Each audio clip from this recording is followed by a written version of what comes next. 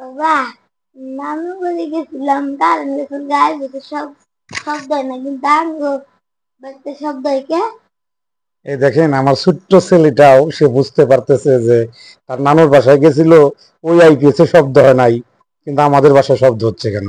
দেখেন, আপনারা অনেকেই প্রশ্ন করেন যে কি হয়, যে আমার তো অসিলোস্কোপ নাই, মিটার নাই, তাহলে আমি কিভাবে বুঝবো আমারটা সাইন ওয়েভ আইপিএস না স্কয়ার ওয়েভ আইপিএস।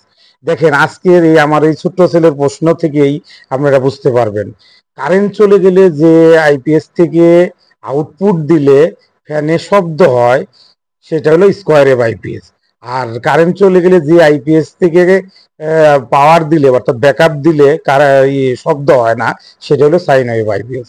অতএব ইজি ভাবে আমরা বুঝতে পারি কোনো প্রকার মিটার, কোনো প্রকার অসিলোস্কোপ ছাড়াই, যে কারেন্ট চলে গেলে যে আইপিএস এর থেকে আউটপুট দিলে ফ্যানে হালকা শব্দ হয়, সেটা হলো মডিফাই সাইন ওয়েভ আইপিএস। এবং যেটা থেকে কোনো প্রকার কোনো শব্দ হয় না বা নয়েজ আসে না, সেটা হলো পিওর সাইন ওয়েভ আইপিএস। ধন্যবাদ।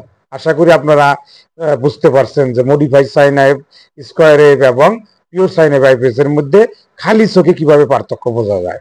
ধন্যবাদ।